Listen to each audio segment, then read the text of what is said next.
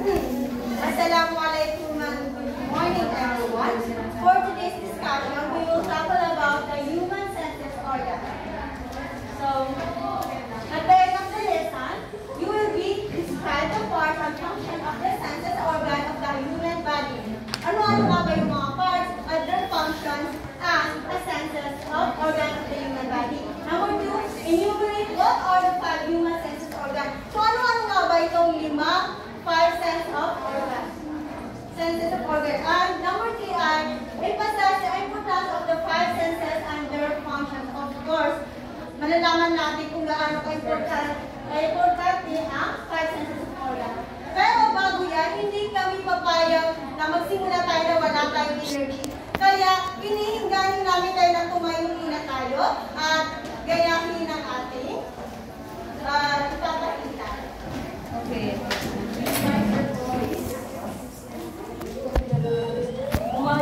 Tumayo po tayo mga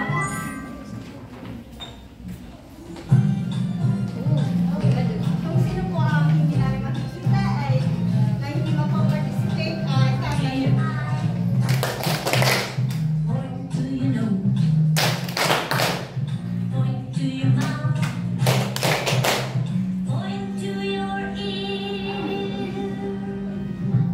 Now jump, jump, jump. Keep, keep, keep. And everybody turn around. Touch your head. Touch your leg. Touch your arm. Touch your foot. Jump, jump, jump. Kick, kick, kick. And everybody turn around. Okay, salamat sa participation. Maaari na po tayo. Ayan, dahil dyan ay I'm welcoming you to Human Senses Organ Education.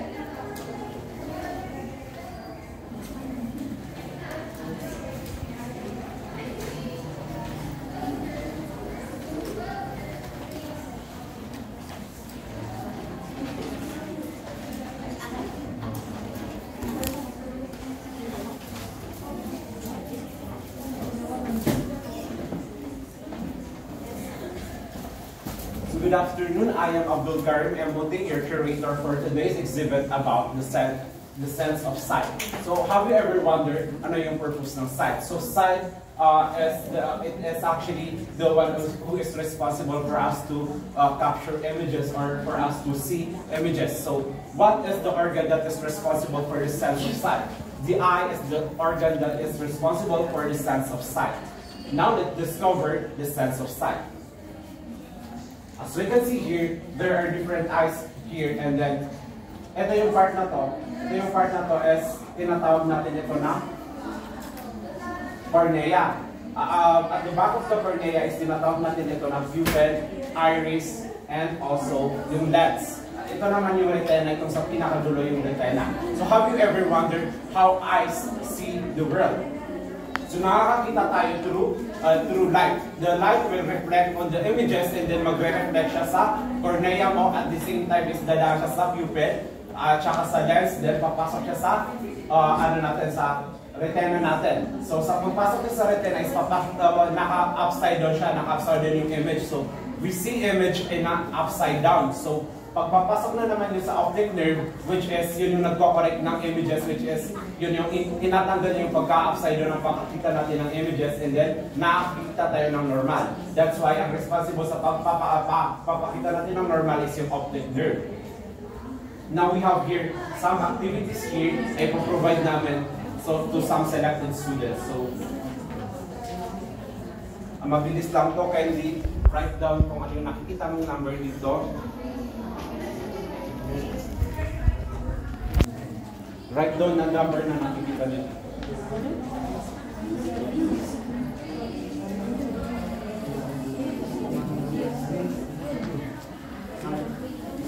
We will only give you 2 minutes to do that. And also, ito naman is hanapin yung difference.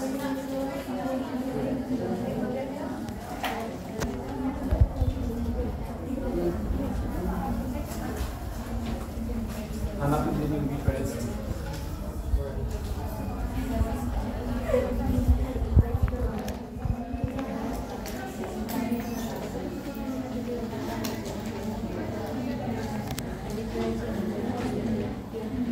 only have 1 minute to do that. So while doing that, let us play the video for us to understand more.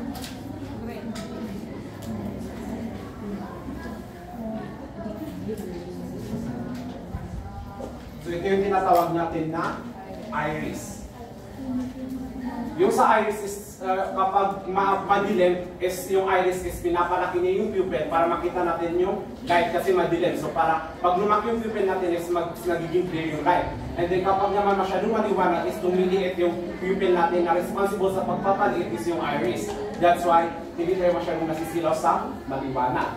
And then have you ever wondered kung paano, bakit nagkakaroon ng blur vision yung mga tao? Kapag yung eyes natin is long. Kapag long yung eyes natin is of course malayo yung focal point, which is sa retina. Yung focal point kapag malaki yung eyeball natin is yung focal point is in the front of the retina, which creates a blur vision. So yun yung mga tinatawag natin ng farsighted. And then yung purpose ng pagbigay sa kanilang salamin, which is yung salamin na para sa farsighted is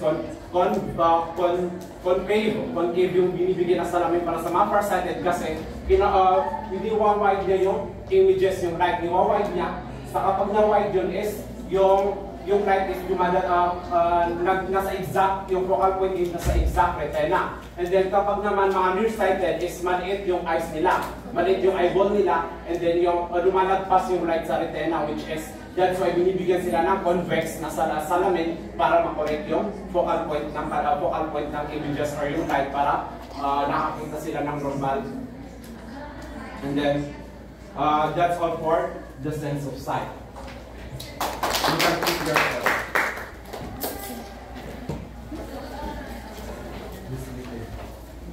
Okay, so good day everyone. We are the assigned on the sense of ear. So before we start, we have an activity.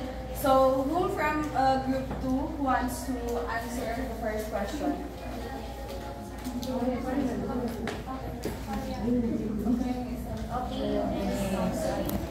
All you have to do is tell me what sound of animals you hear.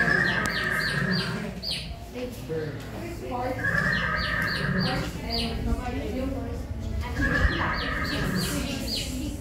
Okay, so next question, who wants to volunteer? Another one?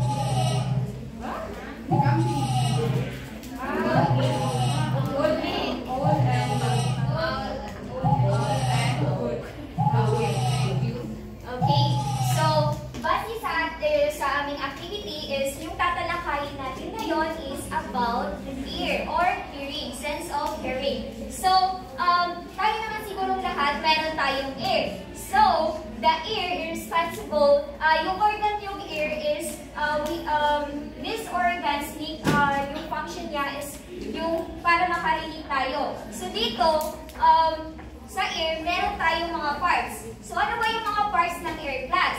So, meron tayo dito.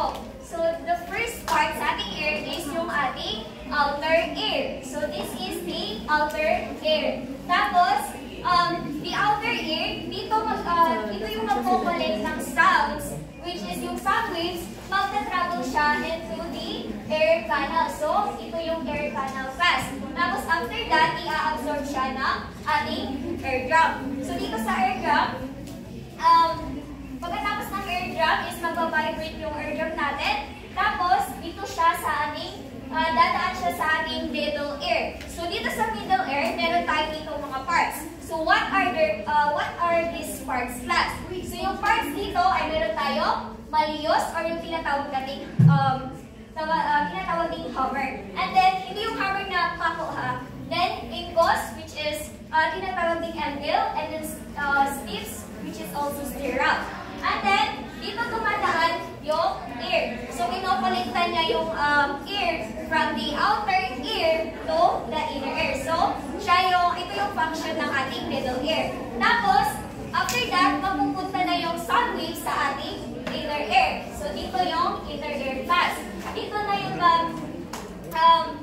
from middle ear, so nagtatransmit siya, nagpupunta siya dito sa ating inner ear. So, this is the inner ear. From dito sa ating middle ear, pupunta siya sa ating cochlea. So, ito yung semicircular. So, these are the tiny Floyd's tube. So, yung function niya is it keeps our balance. So, after that, mag-produce na siya dito sa ating cochlea. So, dito sa cochlea, magbabibrate na naman siya at mapupunta siya sa ating nerve, yung sound waves. So, dito, sa sound waves, i-co-collect na yun at yung stimulus is mapupunta sa ating brain, which is it produce dito na mag-aano ng response yung ating brain.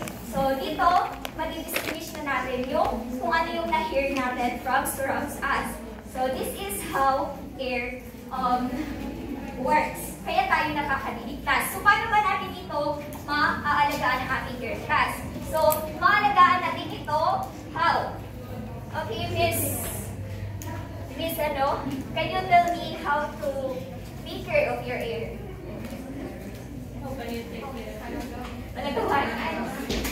Paano mo ba, i-take care yung ear mo? Okay, so, tinitake care ko yung ear ko, no, sa pamamagitan ng huwag mag-headset ng yung parang nilalakasan mo yung pag nakakasira yun ng eardrum. And also, nililinisan din natin yun kasi, di ba meron tayong mga yung tinatawag ko tuloy-tuloy. So, yun. So very good. So, that is one of the way para ating alagaan ang ating tinga class. At linisan din natin ito. So, yun lamang sa ating ear.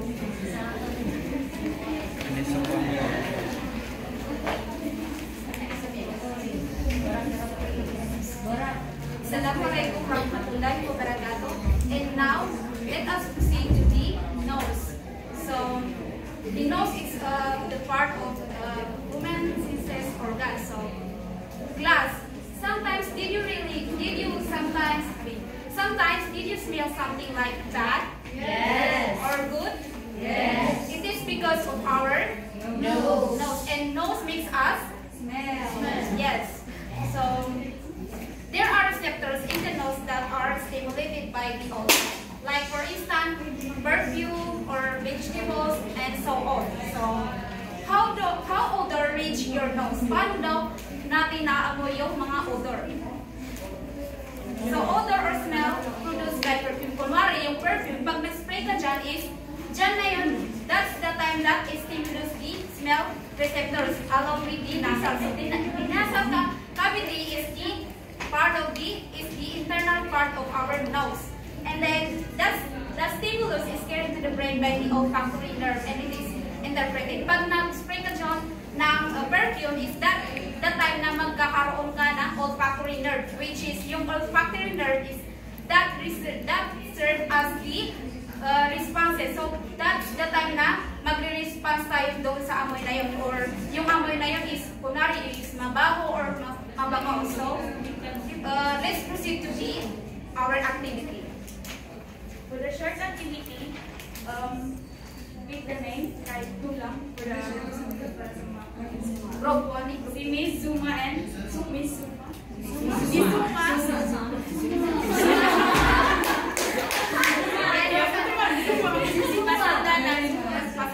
Pasandalan and Kona. Mr. Pasandalan. Mr. Pasandalan and Miss Zuma.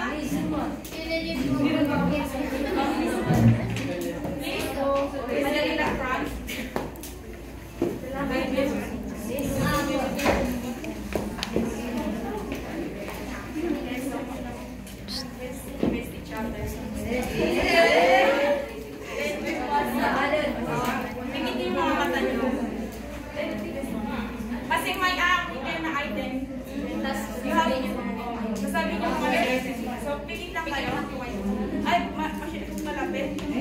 Hindi naman.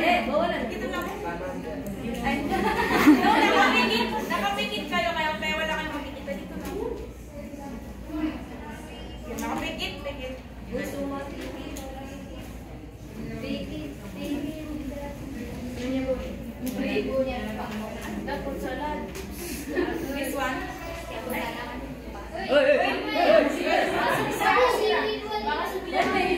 Ito. Ay, huwag niyo naman sabihin yung item. Huwag niyo naman sabihin na bibilang ako ng manuscript. Kasi oh, bilang. Okay. Ano yung item? So, 1, 2, 3, go! Oh, down na siya. Nakapiling siya. So, another item. Tapos natin ang... Thank you. So, okay na yun yung game. Tunod. Ay, alam mo pa man. Ayan mo na pera may sauce. So,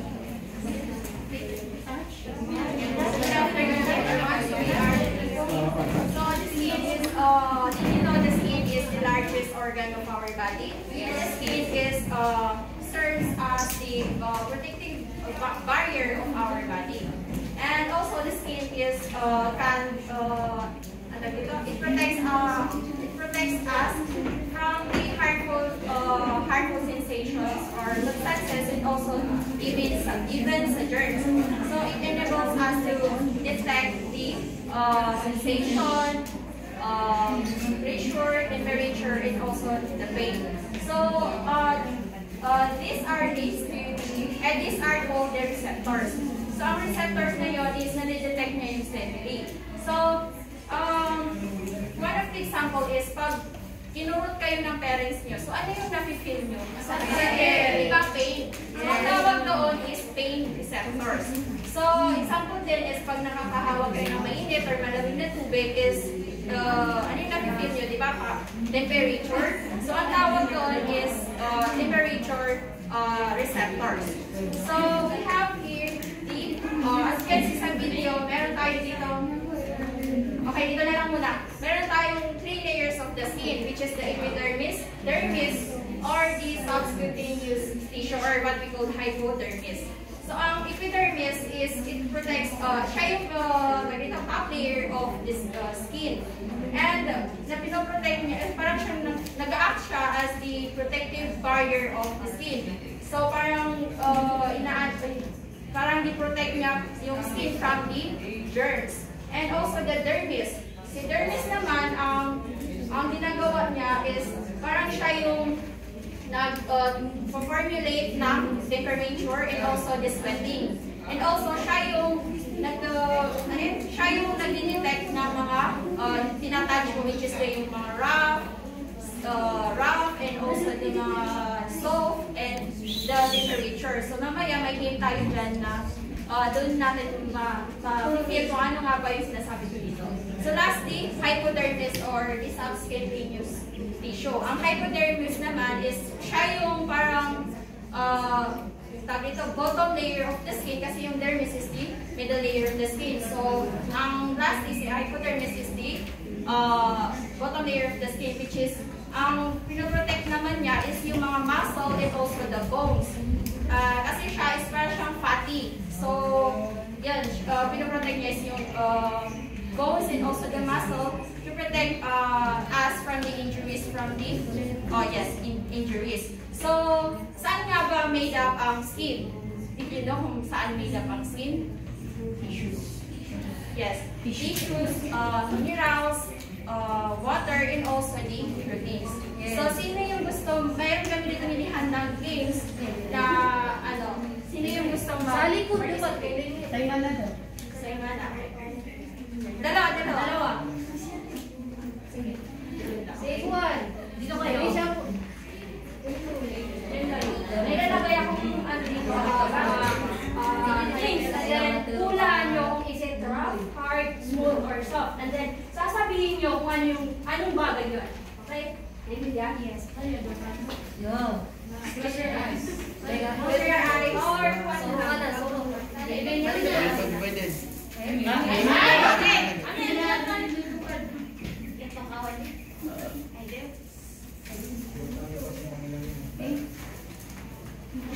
Dua pun.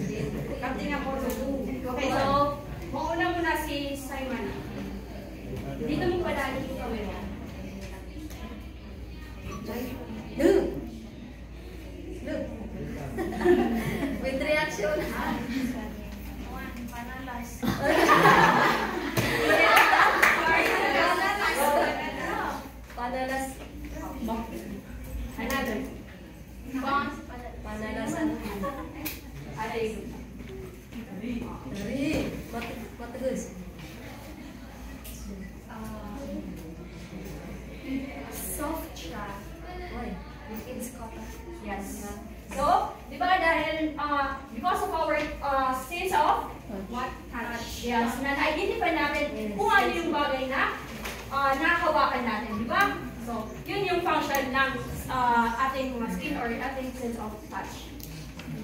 So, let's proceed forward. Last. Wait.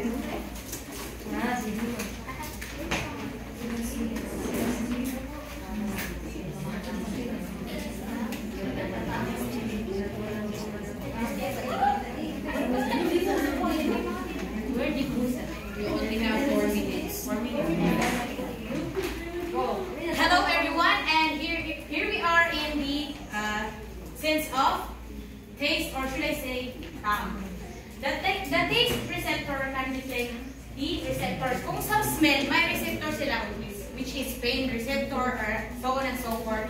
Sa taste or sa tongue, may receptor tayo. This was the sweet, bitter, sour, and the salty. So today, we know that we are making fasting, so sinayhan na lang yung ano natin. Okay, so ngayon, ipapa-identify ko sa iyo. Nadisposa niya sa'yo. Okay lang yan. Okay lang. Masim. Alo, mapait talaga. Wow.